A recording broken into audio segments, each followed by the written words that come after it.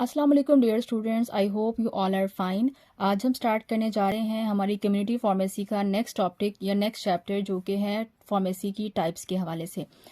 ये टॉपिक बहुत आसान है, आप इसको फर्स्ट ईयर में फार्मास्यूटिक्स के अंदर भी पढ़कर आए हैं। तो मेजॉरिटी ऑफ जो टाइप्स हैं फार्मेसी की वो ऑलमोस्ट वही हैं जो कि आपने ऑलरेडी फर्स्ट ईयर में पढ़ी हुई हैं।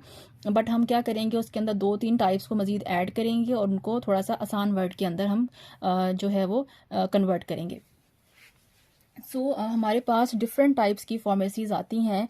तो पहली टाइप है आपके पास, वो है कम्युनिटी फार्मेसी। जैसा कि इससे पहले लेक्चर में हमने कम्युनिटी फार्मेसी के बारे में, या बिल्कुल स्टार्ट में का जो लेक्चर है कम्युनिटी फार्मेसी का, उसमें हमने कम्युनिटी फार्मेसी को डिफ़ाइन भी किया था कि ये फार्मेसी की वो ब्रांच होती है जिसमें हम डायरेक्ट लोगों के साथ, अपने आबादी के साथ, कम्युनिटी के साथ कॉन्टेक्ट में आते हैं। That is called community pharmacy. ठीक है, so branch of pharmacy that deals directly with the people is called community pharmacy. Second जो आपके पास टाइप आती है उसको आप कहते हैं हॉस्पिटल फार्मेसी। ये वो फार्मेसी की ब्रांच है जो कि स्पेसिफिकली हॉस्पिटल्स के अंदर मौजूद होती है, और जो हॉस्पिटल के पेशेंट्स होते हैं, चाहे वो इन पेशेंट हो या आउट पेशेंट हो, या सिर्फ उनको सर्व करती है। So this is the branch of pharmacy that deals या supply medicines to the inpatient and outpatient is called hospital pharmacy। ये बाकी लोगों को सर्व नहीं करती। तीसरी टाइप आपके पास आती है क्लिनिकल फार्मेसी। क्लिनिकल फार्मेसी जो है ये वो फार्मेसी है जो कि क्लिनिक्स के अंदर मौजूद होती है। हर डॉक्टर ने अपने क्लिनिक के साथ एक छोटी सी फार्मेसी भी बनाई हुई होती है। जिस चीज़ का वो डॉक्टर होता है, इस फार्मेसी पे आपको स्पेसिफिक बीमारियों के लिए मेडिसिन जो है वो मिल जाती हैं। So this is the branch of pharmacy that deals with the medicines for the specific disease is called the clinical pharmacy। So clinical pharmacy में आपके पास variety of medicines मौजूद नहीं होती। फोर्थ फार्मेसी आपके पास आती है ambulatory care pharmacy. Ambulatory care pharmacy जो है ये वो फार्मेसी होती है जिसमें मोस्टली हम जो हमारे पास आउट पेशेंट्स हैं या हमारे पास जो इन पेशेंट हैं, उनकी बॉडी की ज़रूरत को देखते हुए हम मेडिसिन को डिस्पेंस करके देते हैं। ठीक है, यानी डिस्पेंस से मुराद है बनी बनाई दवाइयाँ यहाँ पे कम जो है वो सेल की जाती हैं।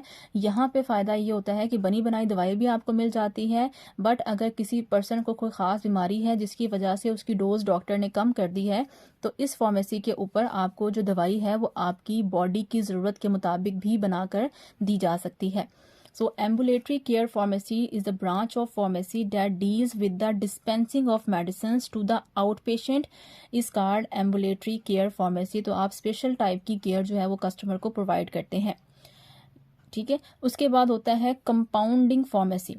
कंपाउंडिंग फार्मेसी से मुराद है कि अगर किसी इंसान को आपने डॉक्टर ने कोई न्यू ड्रग या कोई 2 से 3 ड्रग्स को मुख्तलिफ डोज के अंदर मिक्स कर इस्तेमाल करने का कहा है, और वो दवाई मार्केट के अंदर अवेलेबल उस शक्ल में नहीं है, तो कंपाउंडिंग फार्मेसी में आपका पास फार्मासिस्ट होता है। वो क्या करते हैं, पेशेंट की नीड के मुताबिक उसको एक नई दवाई बना के देते हैं, जिसमें वो दवाई को बनाने का पूरा प्रोसीजर करते हैं। उसको पहले जो भी खाम माल चाहिए होता है, क्रूड ड्रग, उसको हासिल करते हैं, उसको मिक्स करते हैं, उसको फिर एक प्रॉपर लेवल के साथ एक प्रॉपर कंटेनर के अंदर एक नए तरीके से दवाई बनाकर आपकी ज़रूरत के मुताबिक आपको प्रोवाइड करते हैं।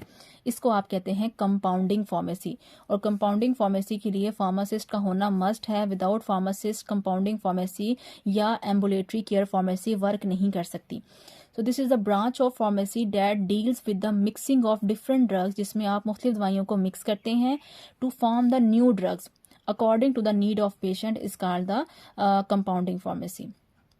ठीक है, तो इसमें आप कह सकते हैं कि आपने दवाई को कस्टमाइज़ करवाया है। आपने अपनी, जैसे आप केक कस्टमाइज़ करवाते हैं, आप कपड़े कस्टमाइज़ करा लेते हैं, आप मुख्तलिफ गिफ्ट्स कस्टमाइज़ कराते हैं, जिस तरह की चीज़ आपको चाहिए होती है, इसी तरह से आप दवाइयों को भी अपनी ज़रूरत के मुताबिक चेंज करके बनवा सकते हैं। तो वो कहाँ से आपको मिलेंगी, वो आपको मिलेगी कंपाउंड फार्मेसी से। देन हमारे पास आती है कंसल्टेंट फार्मेसी। कंसल्टेंट फार्मेसी वो फार्मेसी होती है जहाँ पर आपके जो फार्मासिस्ट होते हैं वो मौजूद होते हैं, और वो आपको आपकी दवाई के मुताबिक, दवाई के हवाले से इंफॉर्मेशन प्रोवाइड कर सकते हैं। आपकी जो भी मेडिकेशन प्रोफाइल है उसको रीड कर सकते हैं, आपकी काउंसलिंग कर सकते हैं, और दवाई के प्रॉपर यूज़ के बारे में आपको इन्फॉर्म कर सकते हैं। सो the branch of pharmacy date deals with the review of medications, वो मेडिसिन जो कि डॉक्टर ने आपको लिख के दी है, फार्मासिस्ट उसको रिव्यू करता है, दोबारा से चेक करता है और देखता है कि कोई दवाई ऐसी तो नहीं है जो डॉक्टर ने ज़्यादा डोज लिख दी है, या जिसका इंटरेक्शन हो सकता है, या वो दवाई आपके लिए मुनासिब नहीं है। तो इन चीज़ों को वो देख सकते हैं और आपकी जो सेहत है उसको बेहतर कर सकता है। देन 7th नंबर पे हमारे पास आती है इंटरनेट फार्मेसी, जो कि आजकल बहुत ज़्यादा जो है वो रन हो रही है। इंटरनेट फार्मेसी ये होती है कि आप अपनी मेडिसिन को ऑनलाइन भी मंगवा सकते हैं, यानी कि आपको किसी ड्रग स्टोर पे, मेडिकल स्टोर पे, फार्मेसी पे जाने की ज़रूरत नहीं है। आप जस्ट उस फार्मेसी का, मेडिकल स्टोर का नंबर लेंगे और आप उनको अपना जो भी आपका ऑर्डर है वो प्लेस करते हैं और वो आपके डोर स्टेप पे आपको मेडिसिन जो है वो लाकर प्रोवाइड करते हैं। सो इंटरनेट फार्मेसी का एक फ़ायदा ये भी है कि वो लोग जिनके पास फार्मेसी बनाने के लिए प्रॉपर जो है वो जगह नहीं है, प्रॉपर उनके पास वसाइल नहीं है, वो इंटरनेट फार्मेसी को ज़रा प्रेफर करते हैं। बट बहुत सारी फार्मेसी ऐसी हैं जो कि लोकल हैं, जो कि प्रॉपर फार्मेसी के तौर पर काम कर रही हैं, लेकिन साथ साथ वो आपको एज अ ऑनलाइन की डिलीवरी भी प्रोवाइड करती हैं। This is also called the online pharmacy.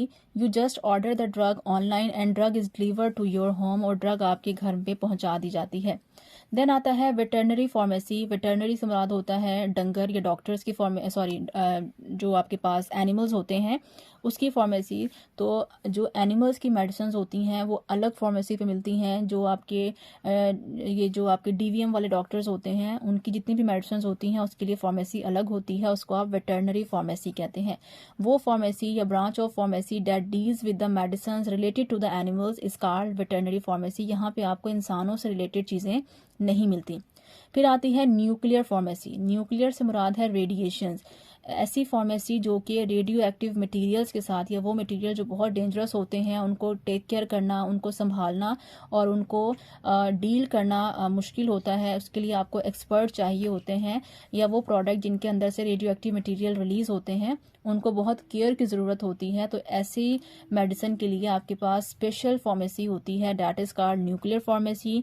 तो आपके पास जितने भी रेडियो एक्टिव मटीरियल्स होते हैं वो यहाँ पे मौजूद होते हैं, उनको यहाँ पे प्रिपेयर किया जा रहा होता है। बट इस तरह की फार्मेसी लोगों के साथ कॉन्टैक्ट में नहीं आती। ठीक है।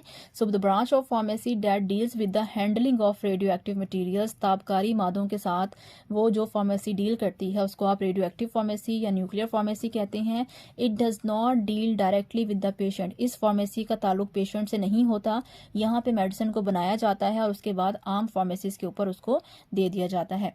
और 10th नंबर पे आपके पास आती है मिलिट्री फार्मेसी। वो फार्मेसी जो कि फ़ौज के लिए होती है उसको आप मिलिट्री फार्मेसी कहते हैं। तो जो फ़ौज की फार्मेसीज़ होती हैं वो अलग होती हैं, जहाँ पर उनको उनकी ज़रूरत के मुताबिक मेडिसिन, ज़ाहिर है उन्होंने जो है वो बॉर्डर पे जाना होता है, शदीद सर्दी में शदीद गर्मी को फेस करना होता है, तो उनकी जो स्किन की प्रोडक्ट्स होती हैं, स्किन को प्रोटेक्ट करने वाली प्रोडक्ट्स जो हैं वो डिफरेंट होती हैं। तो उसके लिए उनको अलग से जो है चीज़ों को बनाना पड़ता है, तो उस फार्मेसी को आप कहते हैं मिलिट्री फार्मेसी। तो branch of pharmacy that deals with the dispensing of medicine to the military people या आर्मी पीपल, उसको आप क्या कहते हैं? मिलिट्री फार्मेसी कहते हैं। देन आता है कि कंज्यूमर गुड्स एंड परचेज। क्या होता है? गुड्स से मुराद होती हैं चीज़ें, कंज्यूमर से मुराद है खरीदने वाला। तो जब आपकी फार्मेसी पे कोई कंज्यूमर आता है तो कौन कौन सी चीज़ें वो ख़रीद सकता है, ये छोटी सी जो क्वेश्चन है ये उसके हवाले से है कि फार्मेसी पे या मेडिकल स्टोर पे कौन कौन सी चीज़ें मेडिसिन के अलावा अवेलेबल होती हैं। तो वो कहते हैं फॉलोइंग आर द गुड्स, के दर झैल चीज़ें जो हैं वो अवेलेबल होती हैं फार्मेसीज़ पे, मेडिकल स्टोर पे या होल सेल पे। इसमें आपके पास बेबी केयर्स आ जाती हैं, बेबी की मुख्तलिफ शैम्पू हो गए, उनके जो है लोशंस हो गए, उनकी क्रीम्स हो गई, उनके डायपर्स हो गए जिसको पैम्पर्स वगैरह कहते हैं, उनके मेडिकेटेड सोप्स अगर आपको चाहिए तो वो भी आपको फार्मेसी पे मिलते हैं। मेडिकेटेड क्रीम चाहिए आपको, मेडिकेटेड शैम्पूज चाहिए आपको, स्किन से रिलेटेड कोई प्रोडक्ट चाहिए, कोई सीरम चाहिए, विटामिन C चाहिए, विटामिन E सीरम चाहिए, तो वो भी आपको फार्मेसी से मिल जाते हैं। साथ साथ मुख्तलिफ कॉस्मेटिक्स की मेडिकेटेड क्रीम्स, मेडिकेटेड लोशंस, ये सारी चीज़ें कॉस्मेटिक्स में आती हैं। इंसुलिन डिलीवरी डिवाइसेस जिससे आप ग्लूकोमीटर कहते हैं, ये भी आपको मेडिकल स्टोर से मिलता है। बच्चों के जो फार्मूला मिल्क होते हैं, डब्बे वाले दूध, ये भी आपको फार्मेसी से मिलते हैं। इंसेक्ट रिपेलेंट, जो कीड़े मार अद्वियात होती हैं जो घरों में आप स्प्रे करते हैं, ये भी प्रोडक्ट आपको फार्मेसी से मिल जाते हैं। इसके अलावा मुख्तलिफ किस्म की जो डिजिटल टूल्स होते हैं, डायग्नोस्टिक टूल्स होते हैं, ये सब चीज़ें भी आपको आसानी से फार्मेसी से मिल जाती हैं। ठीक है जी, यहाँ पे हमारा ये टॉपिक होता है कवर। आई होप आपको समझ आया होगा और आपने कुछ ना कुछ ज़रूर सीखा होगा। अगर वीडियो पसंद आई है तो please like this video and subscribe my channel. Thank you so much. Allah हाफ़िज़।